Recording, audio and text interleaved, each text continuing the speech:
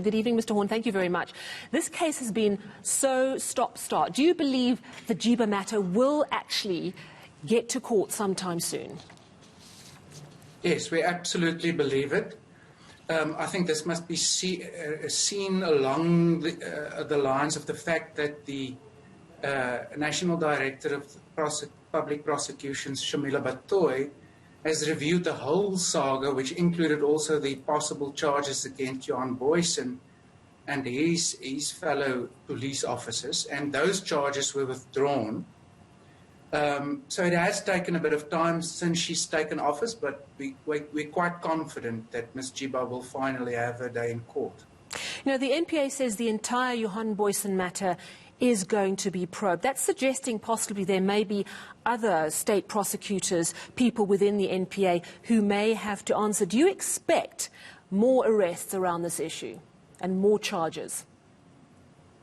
Well, hopefully arrests, but for now we've also taken note that an integrity unit has been set up within the NPA, which I think will look at the role other senior officials within the NPA has played in this whole saga. So there was a KZN provincial director at the time who requested Ms.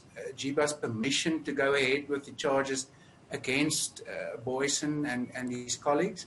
And later on, when the decision was made to withdraw the fraud and perjury charges against Ms. Jiba, the then National Director, Mr. Sean Abrams, was assisted by the then Northwest Provincial Director, Mr. Mogatle. So the role of these and other senior officials at the top echelon of the NPA in the decision-making around this shameful period should be evaluated, scrutinized. The NPA should be cleansed and cleaned up.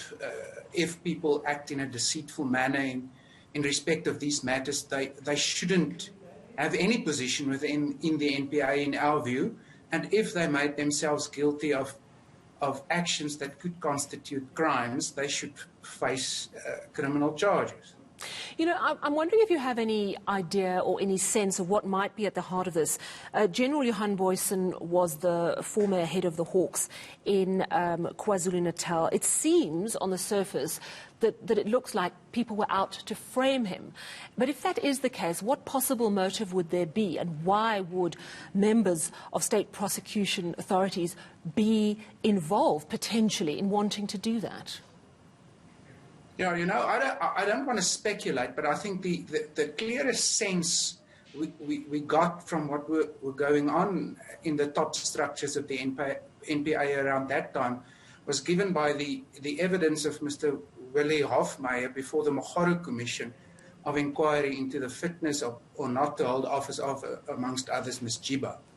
And he testified at that Mogoro inquiry that during the tenure of Ms. Jiba as acting national director, there was a trend of prosecuting those that were seen as stumbling blocks in respect of corruption and state capture. And he went further and said that the whole concocting up of charges against Johan Boysen and his colleagues were part of that scheme. So in the words of Willie Hofmeyer, the whole context around all of this was ultimately enabling corruption and the project of state capture. Mr. Horn, your colleague in the DA and a former state prosecutor herself, Glenys Breitenbach, says there is an urgent need to root out corruption with the NPA. Do you see what's happening around Nomcoba Jiba as part of that? And do you share her concern that things are not moving quickly enough within the NPA to clean up the rot in the system there? Yeah, look, Ms. Jiba has been removed from the NPA after the Mogoro inquiry, which I think was a thing that should have happened a long time ago, in our view at least. But the fact that she will face criminal charges ultimately, I think, send out the message that nobody is above the law, and if you sit at the top table of the NPA, the massive amounts of public power you exercise in deciding who's going to be prosecuted and who not must at all times be exercised in the correct way. So that's the one aspect. In respect of cleaning up the NPA, yes, I agree fully with Ms. Breitenbach. It's quite clear that people who were part of unwise at best and malafide at worst decision-making during the period of state capture is still sitting around the table, and some of them around the top table of the NPA. And the integrity of the NPA and public confidence in the NPA will not be restored unless there's a proper cleanup there. And yes, I think the whole of South Africa, as with the prosecution of grand-scale corruption, is frustrated with the slow pace we have seen Ms. Batoy working at in respect of these matters. On the other hand, I appreciate the fact that she obviously feels that given the fragile state of the NPA, she can't make mistakes. So it is a difficult balancing act on her part. I hope really that the integrity unit, which is being set up within the NPA, will speed up looking into the role of all of the senior people within the NPA during that shameful period. Well, thank you. Will speed up the cleaning up process. Well, thank you very much for your time this evening, Werner Horn from the Democratic Alliance.